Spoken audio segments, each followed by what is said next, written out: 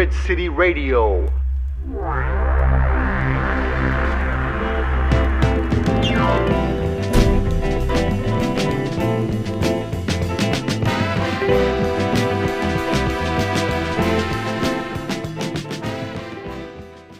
Yes, yes, yes. You are tuned into Bridge City Radio on 100.7 LPFM KCLA out of the beautiful city of San Pedro. I am your host, Victor Bustillos. Welcome back. I'm Frank. Glad to have you with us again tonight. That's right. And tonight on Bridge City Radio Worldwide, we head over to Berlin, Germany to meet up with a gentleman, one of the huge guys over across the pond. The guy behind Top Dog Records, the guy behind the Top Dog All-Nighters. Man has been involved with so many artists, and he's a hardcore record digger of soul music of all genres and soul. Mr. Dave Thorley. Dave, how you doing, brother? Hey, I'm good, guys, and thanks for asking me back. This is cool. Awesome. I'm so glad you're back, brother. Definitely. We enjoyed your set. You played a set for us not too long ago, and we enjoyed that. And I know you had a lot to say, and I know you have a lot to talk about. And I'm just excited to get to know you, man. We don't get to know each other over the internet, so this is a great opportunity for us to hear your story and a little bit about Dave. Oh well, no thanks. I mean, yeah, it's a bit of a long journey. I'm getting up in the years, so I've been doing it a while. So, have you had any interviews before, Dave? Just a print media. So print media. Okay. This is really the first. I mean, I've recently did an audio one for some guys in Berlin, which was like a music journal that they run on one of the social media platforms in Berlin. But to camera, this is the first. Oh wow! Well, what an honor, man. We're grateful, brother. I appreciate that. So Frank, what about you, man? You excited to get into this? Yes, Dave Thorley, man. We got a lot of questions. We want you to run with it, man. We want to find out about you and your life. So if we ask you something, just feel free to just go with it, man, and express who you are, man. I'm sure a lot of people out here in California, and as well as United States and all over the globe, want to know who Dave is behind the records too, right? So we always like to ask our guests where they were born at, where they were raised.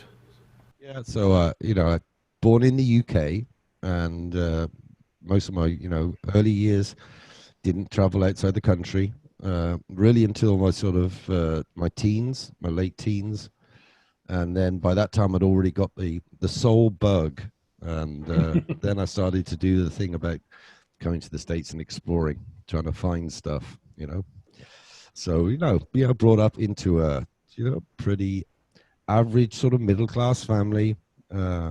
Father was, what was he? He was a nuclear engineer. Wow.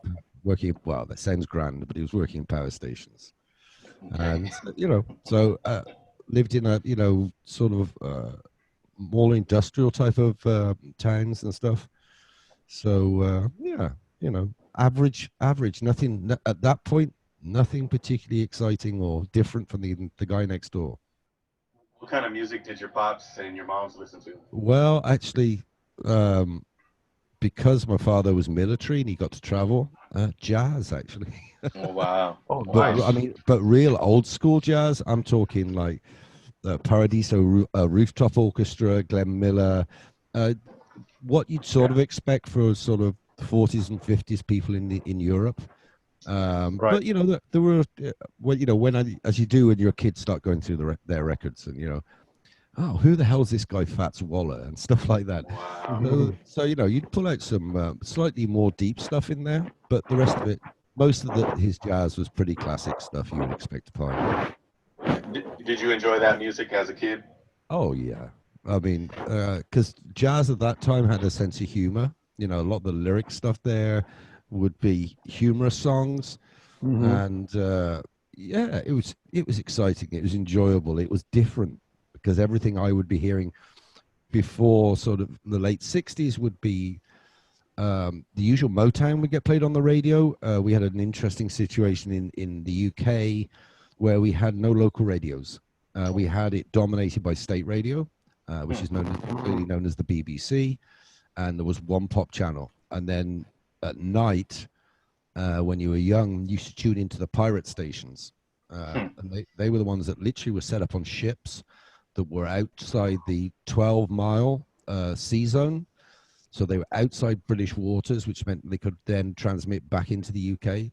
Wow. So that's when you started to hear deeper stuff. And there was even one station, a couple of stations in Europe. So at night, with those old-fashioned transistor radios, you'd hunker down in bed with your transistor radio to your ear and tune into the pirates. And that's when you started to get deep. That's when you started to hear Otis Redding and Sam and Dave, and not just the normal pop, because the pop charts, if you heard black music at all, it would be Phil Spector, or it would be Motown. Oh yeah. But then when on the pirate stations, you got a little bit deeper, and even the blues, Muddy Waters and stuff like that, to get played on those stations. Sounds like it was sort of forbidden then in the culture to have that type of music played on our broadcast on the airwaves. Well, just simply because the major stations there was the BBC, and they played top 10, top 20, and maybe if you're lucky top 50. So what was some of the music that Dave liked, opposed to what your parents or you were raised on? Is it going to be Otis Redding and stuff like that? Is that what you gravitated toward as a teenager or a young adult? Well, actually, for, the early days, it would have been as much rock pop, and maybe Hendrix and stuff like that. Nice. And then and Clapton as Cream and stuff like that. And then almost the epiphany was sort of a mixture of two things. One was the local, there were no real discotheques. There was like one or two in one of the major cities near us. But so we used to throw up our own gigs. We used to do old-fashioned sound systems. And everything that used to get played there from the older guys I used to hang around with would be Jamaican Studio One reggae. Oh, wow. And it'd been the early classic Jimmy Cliff type stuff, Dave and Ansel Collins, stuff like that, and slightly obscure soul music, For the Top of the Stairs. All of these records were getting played later because this is the early 70s. And obviously those records were sort of 68 to 65 period. Some newer soul music, but that was really where I sort of started to get the bug. And then a particular day is a one moment in time experience. So we're at school. I'm at my final year at school, and we all had those, big assembly halls. And I guess the same as the US, we had houses that we were sort of separated, segregated into in the school. And at lunchtime, it was the canteen as well. And after lunch had been served on a Tuesday, they allowed us to have a sound system for people to bring in records and play them. Oh, Right. nice. And it's like a guy that was actually in the transition. There was, but our high school system worked very simply. That you left at 16, but there was also another 2 years for people to get their additional qualifications to go to university. So they were, above us, older, though I was in technically the final year. Anyway, this guy came in and he played, I remember to this day, he played these two records. He played Aretha Franklin, and then he played Beginning of the End, Funky Nassau. Oh, yes. I'm like that. So that if you imagine what I've already said, so that the Caribbean sounds and hardcore Aretha, and at that moment I just went, okay, we're going home. We're going to throw all those rock albums away. This is my life. Wow. What a blessing, man. I could only imagine what it was like to live through those times, Dave, especially, I mean, you were pretty much there when reggae came over to the UK then. Well, a little bit later than that, because reggae came really early to the UK. I mean, you think about the early Studio One stuff, that's what, mid to late 60s. And it was coming over as new release. I was sort of just after that as a teen. But yeah, I mean, a lot of that second wave of real Jamaican reggae was coming out as new releases when I was a kid. And even, this whole thing with a lot of the soul music now, the early 70s, which, we all saw and we love, that was new release music to me. I was hearing it as a new release. That was super cool. Do you remember? I know you said that Funky Nasu and Aretha had a big influence in your transition of music. Mm. Do you remember at this time whether if you owned your own personal records or if you were at the point of purchasing your own personal Right. records? Yeah, yeah, no, no. There is one story which is oh hell with it. You know, the statute of limits I'm sure is run dry on this one, so I'm good to go. So we, you know, as kids we didn't have much, you know, that much money. I had you know, jobs like a paper round and you know, working on a milk float and stuff to earn a bit of money, but we didn't have much. So we used to go into the local record store, and we didn't pay for the records always. You'd go in with you know, your geography atlas and your school bag, and you see if you could slip one or two records into the pages of that. Wow. Pay for one record and see if you can get out with three. Like I said, I'm sure the Mm. statute of limits is now dead on this one, Yeah. and I'm sure I'm not telling a story that is actually that unusual.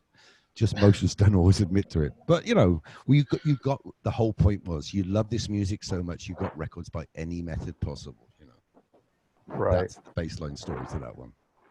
I hope you don't have to edit that out because it's a cute story. No, that's good. That's good. So those were 45s then.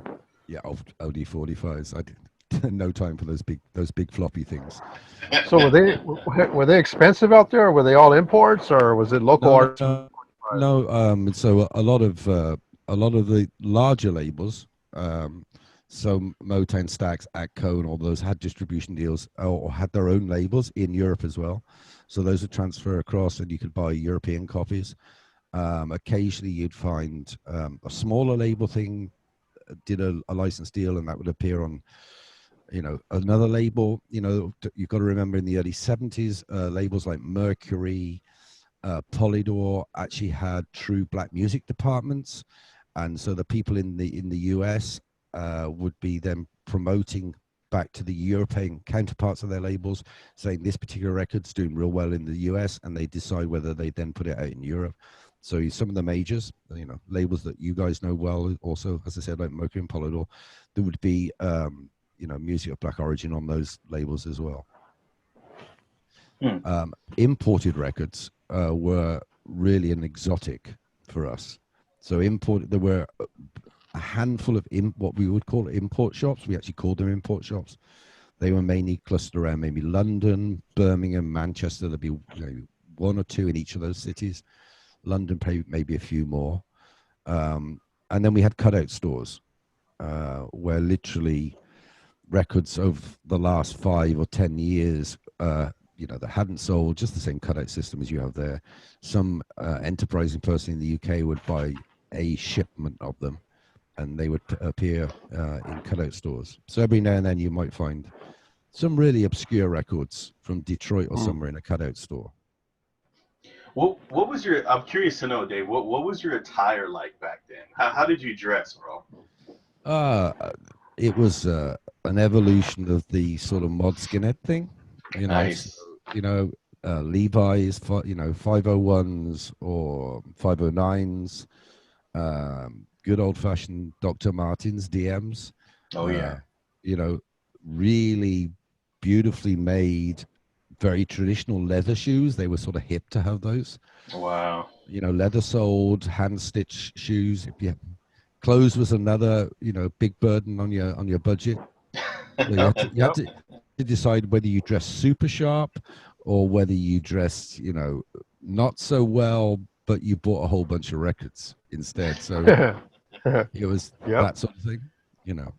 What was your balance like, brother? Were you more into the records than the dress, or? I try to keep an equal balance, but you know, the records will always come first. Yeah. Indeed. So I have a question. I know that you pretty much you had your hands in with the Stafford all-nighters, correct? That's right. Yeah. Okay. Tell us about all-nighters, because here on the West Coast, you know, that's something we don't normally. A lot of people may not even know what an all-nighter is, and it's pretty self-explanatory by what it's called. It is and it isn't. So you know, there were clubs. If you go, you know, the origins and the history of clubs playing music of black origin in the UK, there were one or two that go way back to the early earlier 60s around the country.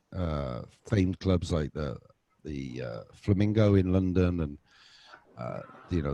other clubs around. There were a couple around Liverpool and Manchester, and but they sort of ran almost all night, and that was in the 60s. But at the main clubs, organized proper discotheques, would be playing chart music, really.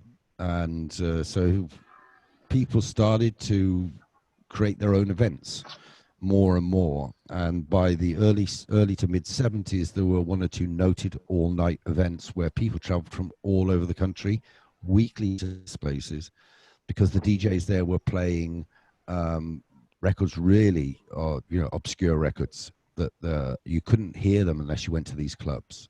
Wow. And that's when digging really started. And because of this sort of cutout mentality, more and more records, even quite small, obscure records, were starting to come into the countries, but they were on literally market stores. There was a famous place, Bradford Market, which is the northeast industrial side of the country. And on a Saturday, this guy opened up like two big market stalls next to each other, and it was all full of cutout 45s. And some of the things that went on to become legendary records were found on this market stall. There were places in London that were similar. But yeah, so the all-nighter thing sort of grew out of that. Some of the most famous early ones was a venue called The Torch, which was in Stoke-on-Trent. And to most of the West Coast guys, a few that are maybe a bit deeper will know these guys, but some of the first big name DJs were guys like Colin Curtis, Richard Serlin. Colin Curtis went on to become one of the anchormen DJs at this place called Blackpool Mecca, which was genuinely a mecca for us to go to. Wow. And Richard went on to be one of literally the anchorman at this place called Wigan Casino. I got into the all-nighter thing at the tender age of 15 and just hustled my way to DJ. You know that one when you first start, where the guy go, well, you can do the opening set. And you go, any set, man, any set.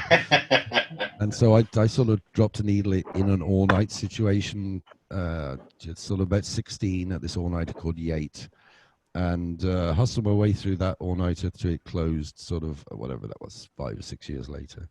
But the all-night thing, yeah, so people would travel genuinely from around the country. People would organize coaches to come to these events.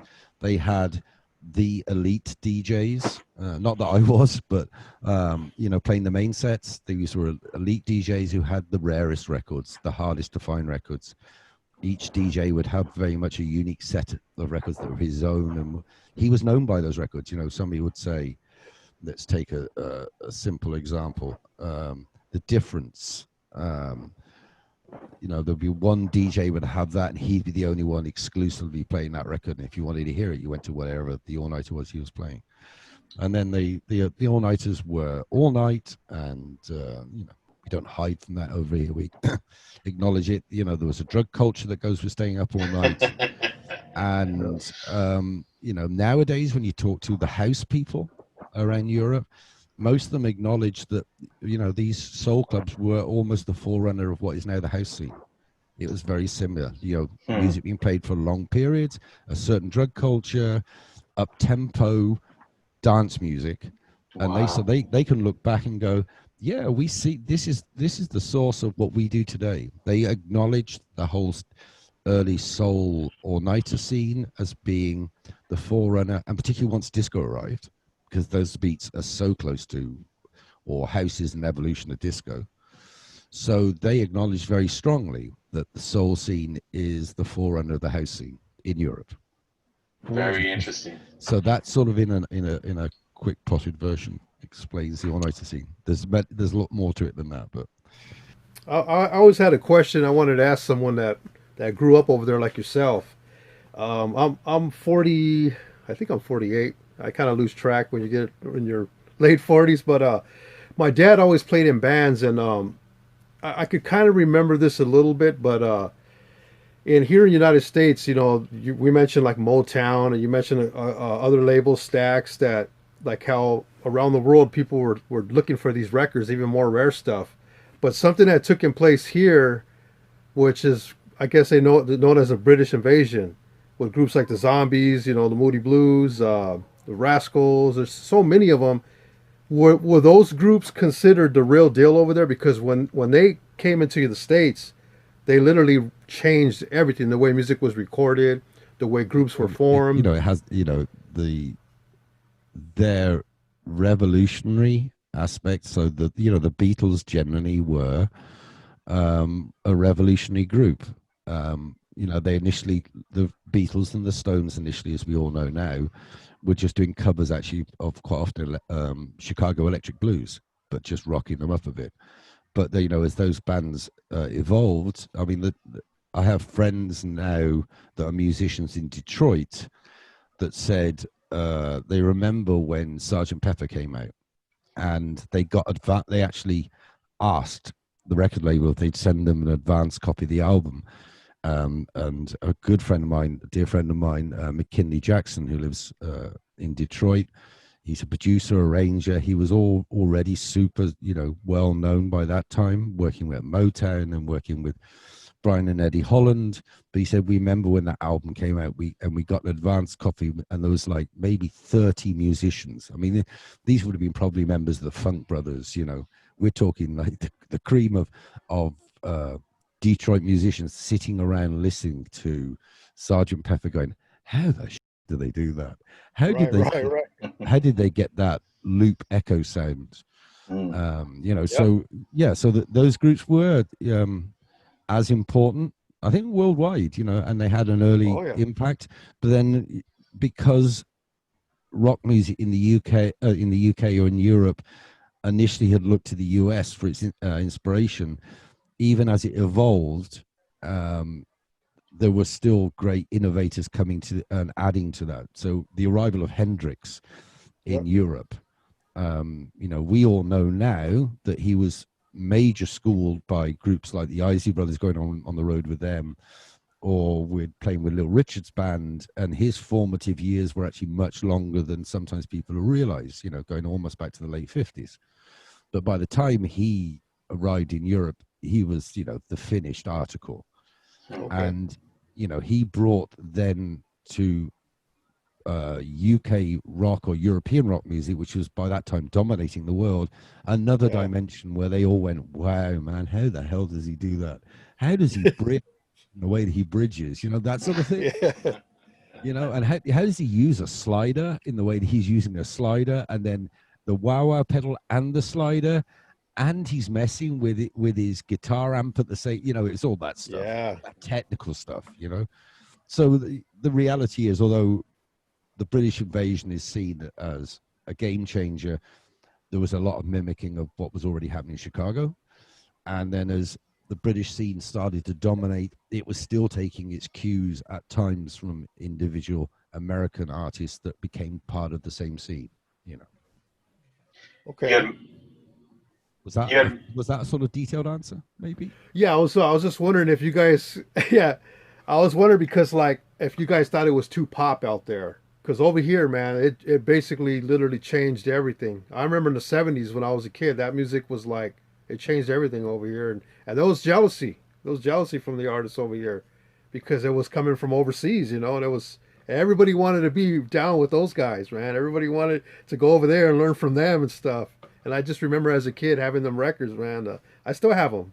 Yeah, if you look then, as probably take one of the great benchmark moments in time.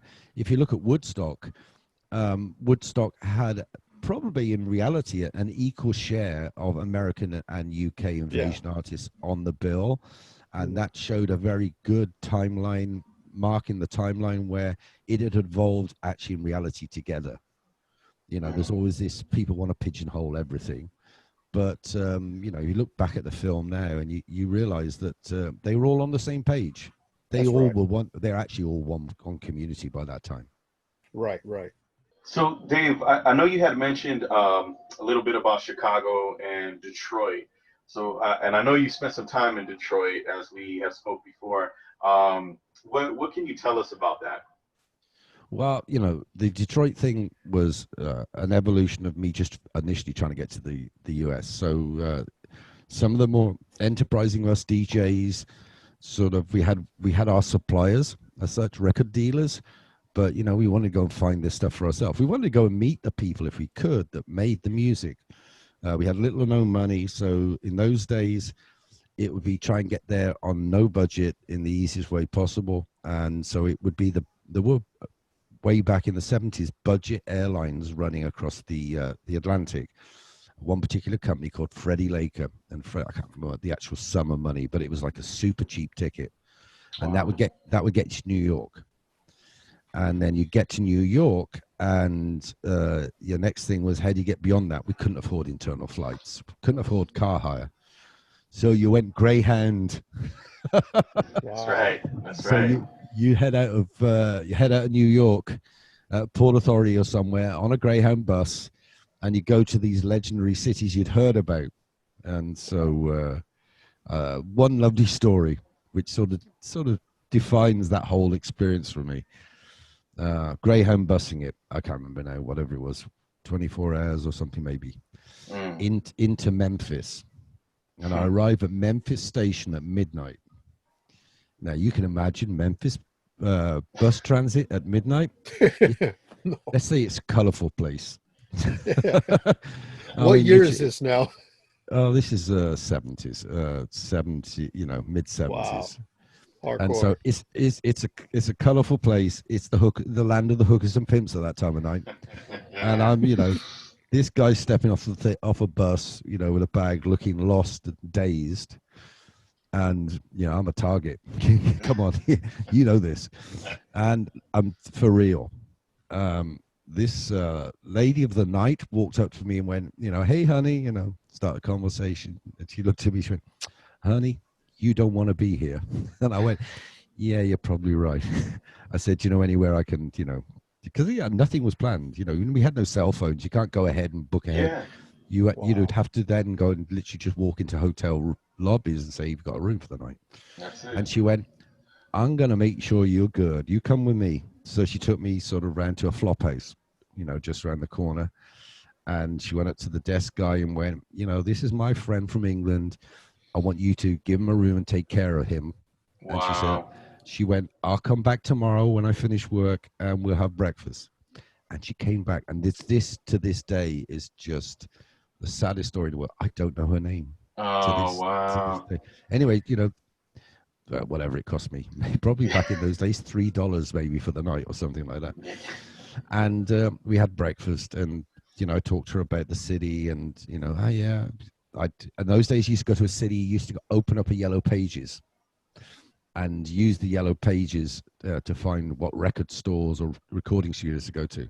But no, she told me a little bit about the city, and you should go to Ike's Records and some of what were the legendary record stores in the city. And that's how we found records. That's how we used to come. So back to Detroit. Eventually, I find myself in Detroit. And with Detroit, again, Yellow Pages open it up. And there's one thing in there which was Intersoul distribution and recording services. So I phoned the number, and the guy answers, can I come round? And newish into Detroit, and yeah, sure, come round. And it's this guy called Ernest Kelly, and Ernie was real old school. He started his career Tin Pan Alley. So we're talking Atlantic, the Brill Building. Eventually got headhunted by Motown, went to Motown, worked for Motown for a while. He was project manager on What's Going On album. Oh, wow. Right. And then he went freelance and had his own little labels, and he set up this Intersoul. So I got to see him, tell him my story. Can you help me? I want to buy stuff from you, because he had a bunch of labels and whatever product you got sitting around. And can you give me a little bit of an intro to other people in Detroit? And he, like I said, old school hustler. Yeah, whatever, dollars a day. If you just drop me a few bills, I'll take you and see the people.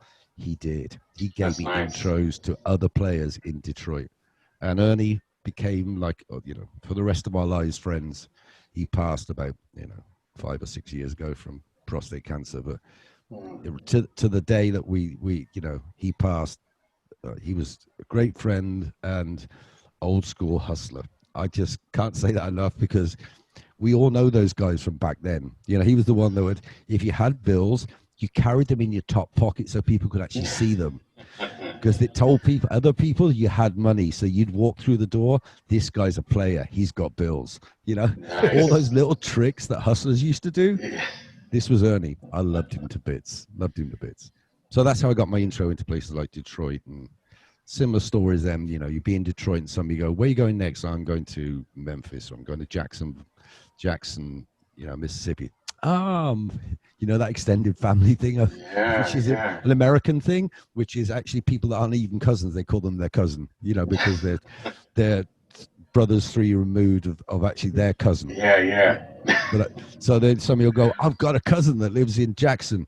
You know, I'll give him a holler, tell him you're on the way," and you get there, and they're expecting, right, you've been sent down by Ernie in Detroit. Yeah, man, we got some appointments set up for you. You know, people to go and see. You know, that whole network, that infrastructure in black music that existed, not just the musicians, but the whole record promo guys. There's a whole infrastructure that was connected across the whole of the US. And I found my way into that. And that's where I got lucky. What a blessing, man. I know you had some productions done with your name on it, right, Dave?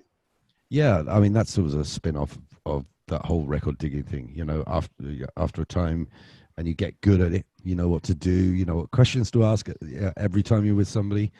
And if you're with an artist, of course, you always say, so apart from the recordings that came out, did you have any other recordings that never saw the light of day?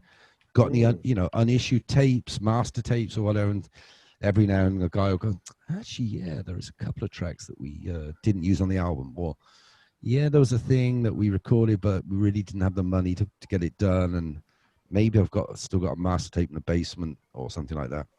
And there's one recording, which is a track called Razzmatazz that came out on one of the Cannonball labels. And that was some people, again, that become, a lot of these artists become, you know, quite good friends. And there's a little nucleus of the Louisville musicians that became real good friends. And one guy called Butch Williams. And I was with Butch, and I've been seeing him for a good number of years. No, I haven't got anything. Then one day he went, "I've got this cassette tape of something we recorded for a group called Enterprise, but we never did anything with it." He played it to me, and I just went, "Wow, it's a bit rough, but wow, that's cool." I wonder if we could actually somehow edit it a bit and remaster it, put it out. Anyway, the long story short, Alberto at Cannonball managed to do an outstanding job, and for the first time in his life, Butch got to hear the record sort of how he had hoped it would have been, if that makes sense. Wow, what a blessing. What a blessing, man, to have your hands in that. Yeah. Just, it sounds like you've been blessed throughout your life at an early age, man. Well, it's sort of, but you know that other thing, which is the harder I work, the luckier I get. Right. So tell us about Top Dog. How did that come about? I know you had a Top Dog Soul Club, which is an all-nighter as well, correct? Yeah. So I used to have when I used to sell vinyl records, I used to do them under the name Boogeyman, which is I don't think there's anything other than one release on it, but it's a record label out of Chicago, and there's a record on there by Mel Hayes and the Boogeyman Orchestra called Lady, Lady, Lady. And I just love the graphics on the label. So, and it just, in those days, when you sold records, you sold them on paper lists. You used to put them in the post to people. You remember those days? No, I wasn't purchasing soul back then, but I remember Ernie B was doing that though. Before the site was out with the reggae. And so the graphics just literally cut and paste.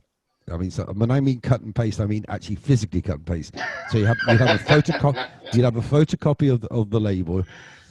You cut round it, then you'd stick it onto the piece of paper, and you made up a master list. And then the master list you would photocopy as many times as you need to send lists out. And wow. the graphics on this label just fitted around the top of the page. Wow. It was almost as random that. I love the artwork. Anyway, so that was Boogeyman. And then I started doing promotions as Top Dog Promotions, which again, record label connection. Top Dog Records out of Detroit. I love the graphics on that. The bulldog with the top hat on. Yes. Which the label that Chris Peterson came out on. So I used that as the logo for my promotions, Top Dog Promotions. And after a couple of earlier venues that I ran, sort of smaller soul nights, the opportunity came to hire a big venue, which was Stafford, which was owned by a national chain called Mecca, who ran dance halls and bingo halls and whatever around the country. And we managed to find a particular club that wasn't doing so well. And so they were just, happy for any revenue to come in. So they let us hire the club all night on a Saturday. And so that's when we started doing the Stafford all-nighters. Well, and your wife actually ran a weekender, correct? My ex-wife, bless her, she still does, although obviously not Wow. this particular year. She runs now a famed weekender called Bamberg, which quite a few American DJs have come over and played at. You know, George Rodriguez and Ben Molina, they've come over and played. Elizabeth, I think, played there as well. But different guys from the US have come over. She does it once a year, gets 1,000 people there. It runs for the whole weekend. It's a little bit more like a festival because it's held at several different locations around the city. But it's a small size city that's probably, they say, the size of Grand Rapids in American proportions. Okay.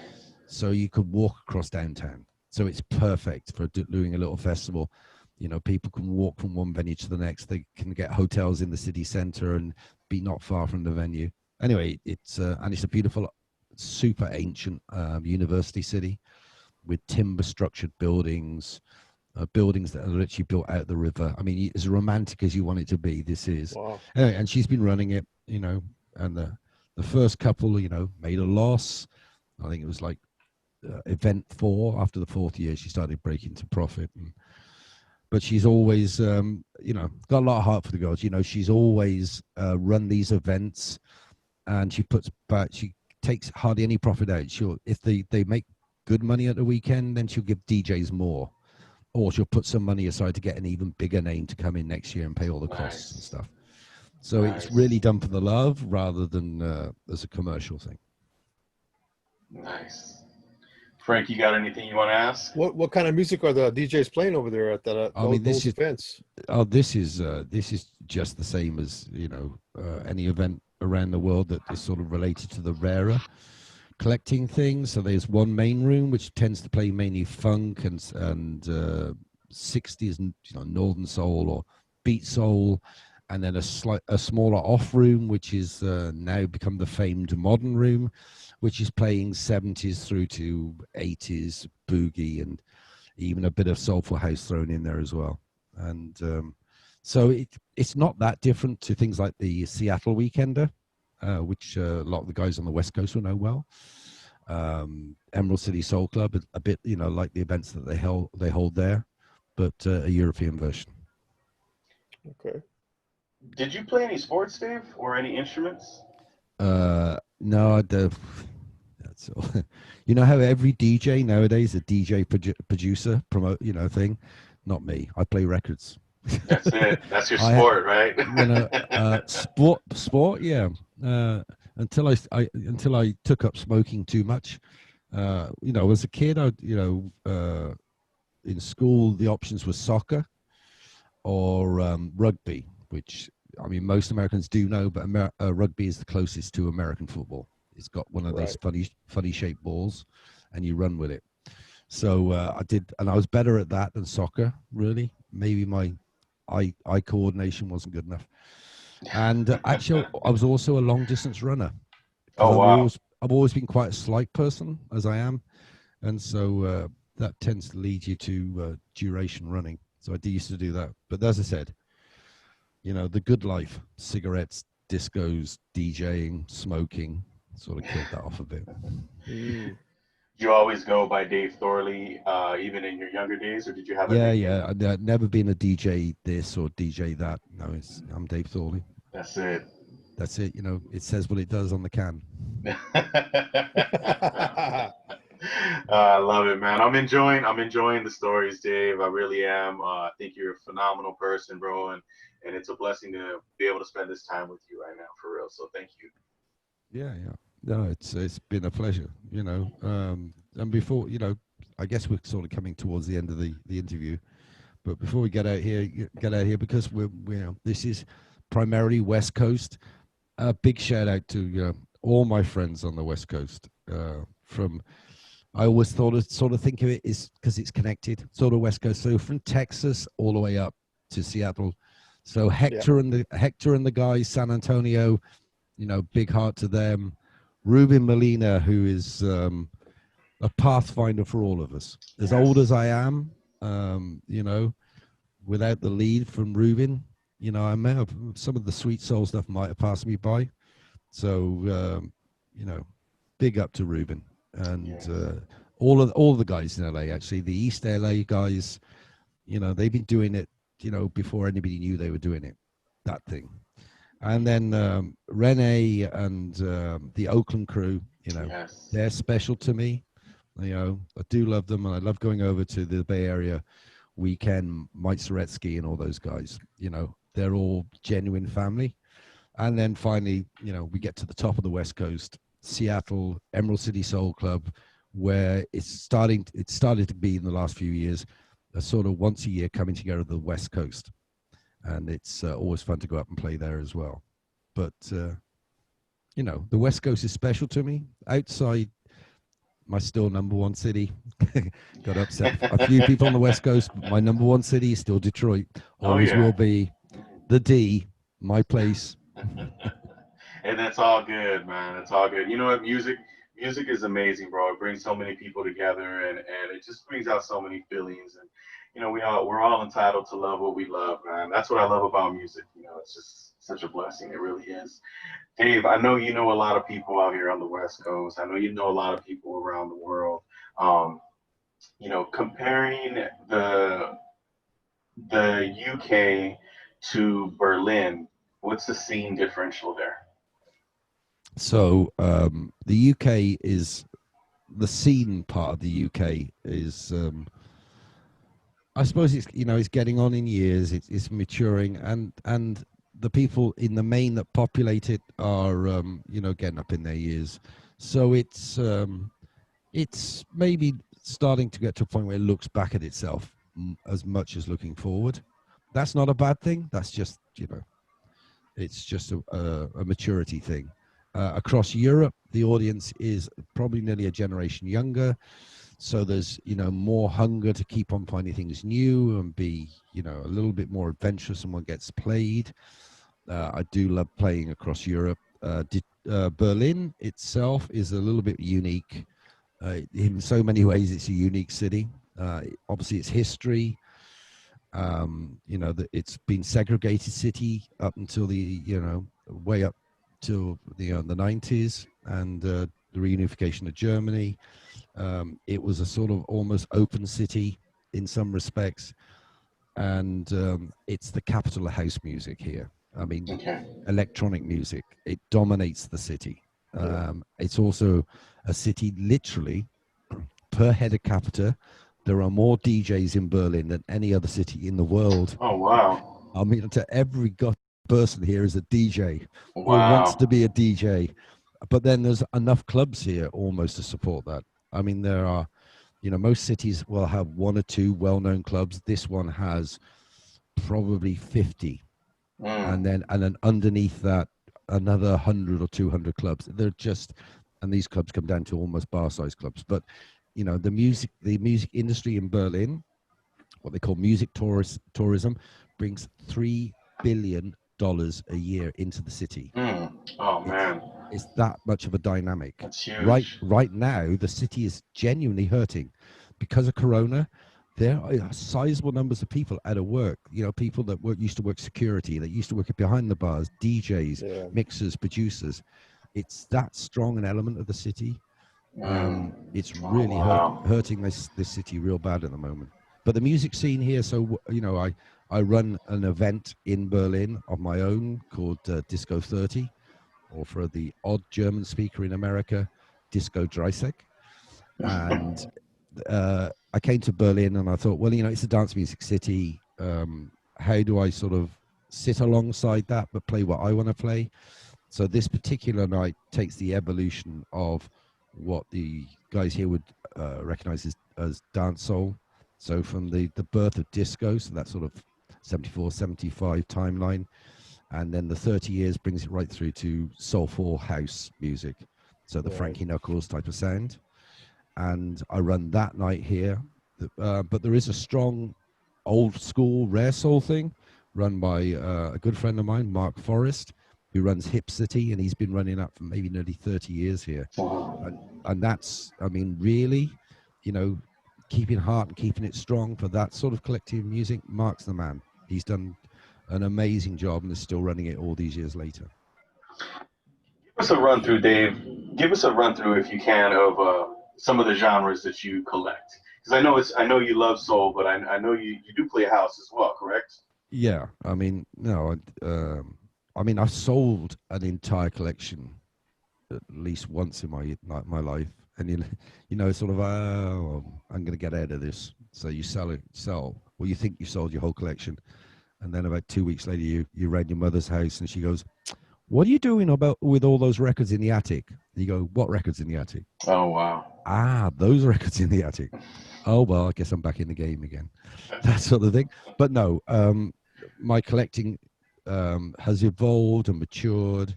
I'm open to listening to, you know, all music of black origin or black influence even, because I mean house music often is made in Europe. You know, it's made by entirely, you know, white producers, even artists or musicians, but you know, they do it very much with respect and influence music of black origin. So I collect all of that. I've got a slowly growing jazz collection, like Blue Note stuff, but I'm too late into that game. I'll never have a great one, but I collect a lot, you know, stuff there because some of that was a forerunner of stuff I like. I've got a very extensive soul collection, 45 and albums, and that will cover by nature everything from funk, sweet soul, you know, up tempo soul, and then yeah, disco through the house collection as well. Which, well, to me, it's all one collection.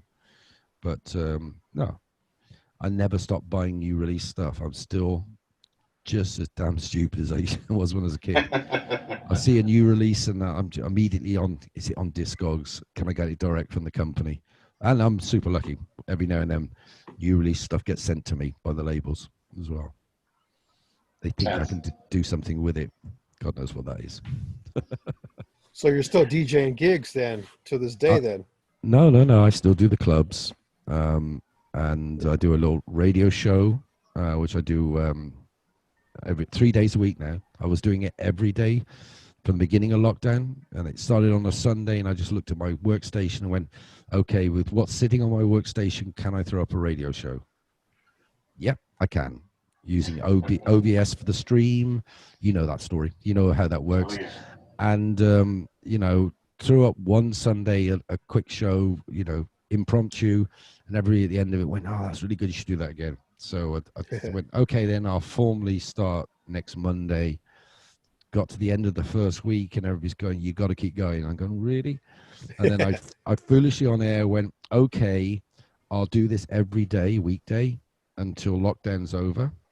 And then like 4 months later, I'm going, well, lockdown's over in Germany, and people in the UK and Spain and Italy are going, but it's not, lockdown's not over here. You got to keep going. And, then, and now I've managed to negotiate. You believe that? Having to negotiate with people that listen. I've negotiated now down to 3 days a week, so I have Mondays and Fridays off, hence being able to do this interview.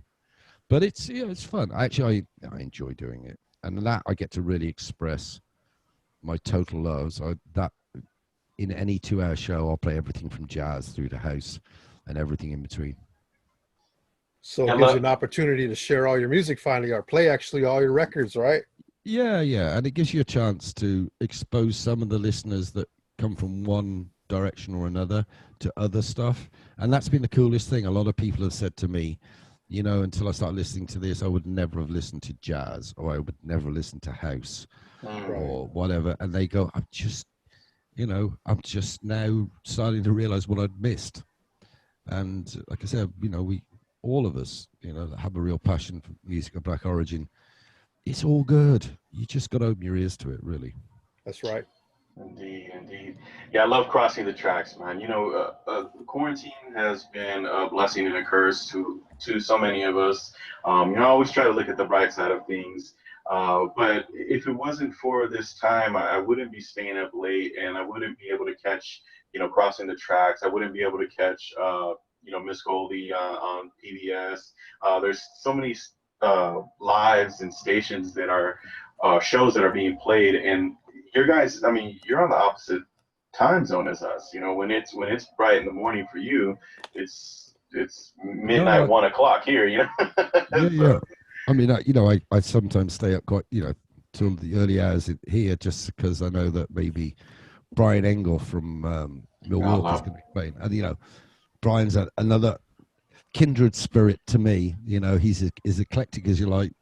We'll throw in a cool tempo jazz track in the middle of a more 70s disco set or something. And I just love watching him play. And in fact, last night I was watching Mike Soretsky do his set, which had got to be what, midnight here or something like that. So Nice. so yeah, and that's the other thing. I think all of us, one of the pluses is, so these live streams, you know, they are what they are. You know, some guys are polished DJs, and the reality of a live stream is you're almost moving into the medium of television. Yeah. And so some of them are great entertainers, and they're actually fun to watch, and some of them visually are like watching paint dry. you know the guy just stands there flicking through his records, no expression, never looks at the camera, because actually that's where his audience is, never talks Wow. into the camera. He's got some of his wife's laundry drying in the background, and he hasn't thought about what the Moving it. yeah, I'm sorry, this is it's a bit of one of my bet noirs, but anyway, he hasn't thought about what you actually see on camera, and then, like I say, but it has brought a whole new raft of DJs to prominence, and I hope some of them get gigs after this, because there are some guys that I've never heard play before, and it's given me an opportunity to hear them play, and I'm thinking, well, that DJ's really got some stuff. He's got Yeah. good selections, and he actually has a presence.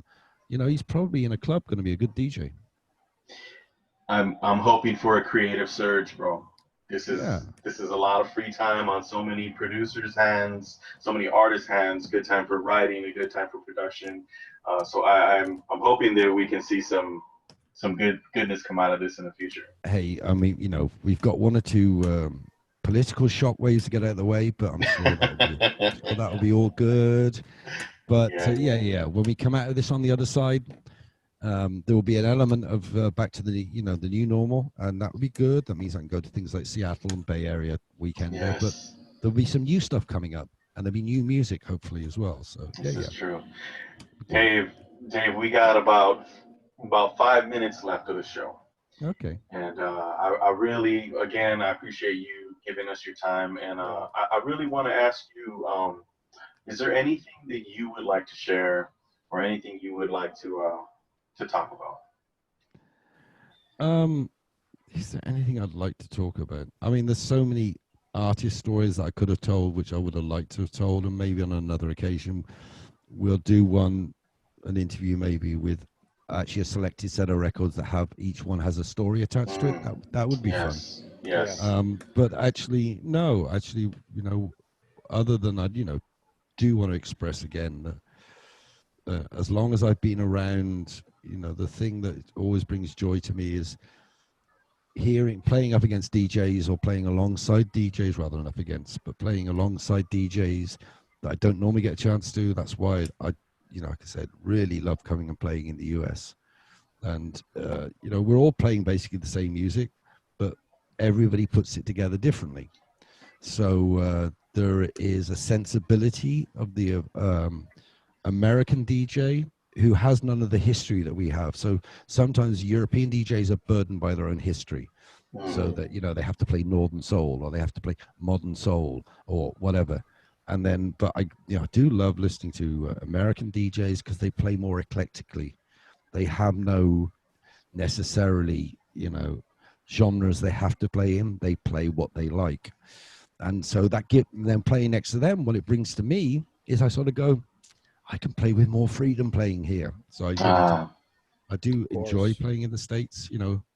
I can go and play Seattle, or I can go and play up in Minneapolis with George and Ben and those guys. And I'm playing to a sort of college audience, a younger audience. And they've been brought up with Beats DJs. And so long as you play sort of the music we love, but in that sort of, break beat sort of way. So, slightly aggressively play to the dance floor. You can throw some funk at them. You can throw some disco at them. You can play some old school group harmony stuff, maybe with a little bit of a beat. Mix that stuff all up together. God, you won't believe how much fun that is. That's You fun.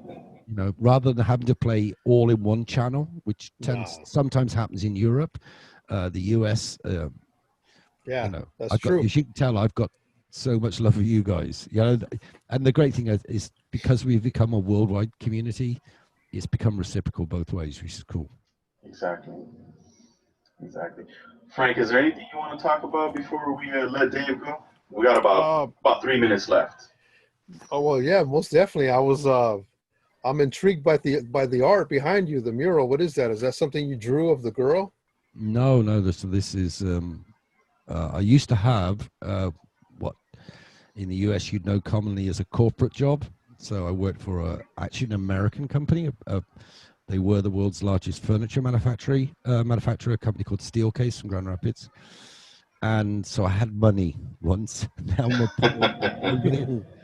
And I went to an art exhibition, and it was the final year of all the artists that would become the Brit art movement, Damien Hirst and those sort of people. And there was one particular artist there. She was at the Royal College of Art. She put up a couple of pieces of work. That was one of them. And I Oh, just fell in love with it. And although you can't see it, no, on this camera angle, you can't see it so well. It looked identically like my daughter at the time. Wow. It's actually a minor TV star, because that's what this artist particularly specializes in. But it looks like an absolute image of my daughter at the time, so I bought it. And luckily for me, so you know how you buy a $1 record, and 20 years later everybody yeah, wants that record. yeah. This artist went on to be somebody, Oh wow. and I got lucky. That's a nice picture there. Yep. Yeah, so that's that, and also it doesn't matter how many times you get divorced or you moved or whatever. That's the thing that always travels with me. Yeah, That one, that's all right. that one right there, and the record collection. They're the keepers. That's it, huh? All right. That's what I Dave, wanted to know. I'm curious to know now, how many kids do you have? So I have two children, by different mothers, but they, fortunately for me, and this is as much their own work. They're super close. I mean, Nice. they're as brother and sister. They talk to each Beautiful. other every week and see each other, and from that I now have 3 grandchildren, Oh wow. which is scary as. Oh, sorry, that's second time. Okay, I get 2 passes. Okay, No, the you're whole good, brother. show only got anyway. Keep going. You're good, brother. Hey, Dave, I really wish we had more time. I really do. I mean, you're one of those guys, like you said, we can talk for hours. And there's I so mean, many stories. it's been a joy. It's been a joy, and it's like I say, in some ways, I feel like this is a bit giving back. Yes. People on the West Coast have been so special to me and so kind to me. To throw something back at you is a bit good. Yeah, I appreciate it. We'll make sure we do our best to channel you in a beautiful light. And Yes. I do like the idea of having you on where we can run a record and talk about the artist. You pick 10 records Yeah, or 7 records, and we just go. I know you're a busy man, but we'll get to that. We got to plan yeah. I mean, we got to get that done sometime. That'll be fun. That would be good. So anyhow, once again, I want to thank you for coming out. You've been tuned into Bridge City Radio Worldwide Edition, where we head out across the globe and reach other collectors, DJs, artists, producers that are into music just as much as we are. Today, for the last hour, we've been speaking with Dave Thorley. out in Berlin, Germany. The man behind Top Dog Records, behind the Top Dog All Nighter. Oh man, the man behind Crossing the Tracks. Reach out to him. Before we let you go, Dave, where can our people reach you? Okay, as far as Crossing the Tracks radio show, that's simple. It's archived. Every show is archived on YouTube, on my YouTube channel, which is just simply Dave Thorley. If they can get the times right, US to UK, you can, it's also streamed live on YouTube. We stream on Twitch, and we throw it up on Facebook Live. But we know that's a complete pain because the algorithms of that take half the streams down. But anyway, I can be reached there. You can just hit me up as Dave Thorley on Facebook Messenger. They're the easiest ways to get hold of me. Well, there you have it, Dave Thorley.